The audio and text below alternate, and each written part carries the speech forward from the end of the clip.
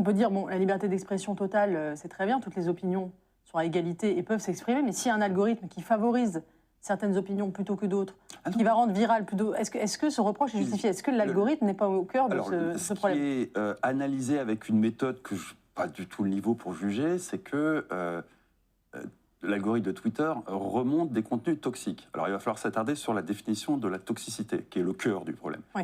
Mais le fait qu'un algorithme de Twitter ou d'autres choses remonte des contenus qui génèrent une action forte, c'est de la rétention.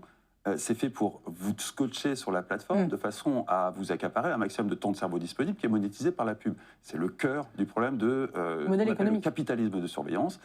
Tout fonctionne comme ça. C'est effectivement toxique.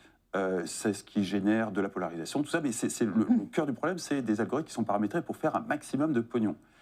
Après, on a un autre problème qui est l'outil de mesure, le maître étalon, la toxicité. Et dans ce qui peut rendre un contenu, qui peut faire en sorte que ces outils caractérisent un contenu comme toxique, il y a par exemple le fait de remettre en question un sondage, parce que la question n'est pas nécessairement bien posée. Remettre en question les institutions, parce que je ne suis pas d'accord avec la décision du Conseil constitutionnel, ou parce que je suis pour la 6e République. Tout ça, ça va être qualifié de toxique, au même titre qu'une fake news, au même titre que tout un tas de choses, et mis sous couvercle.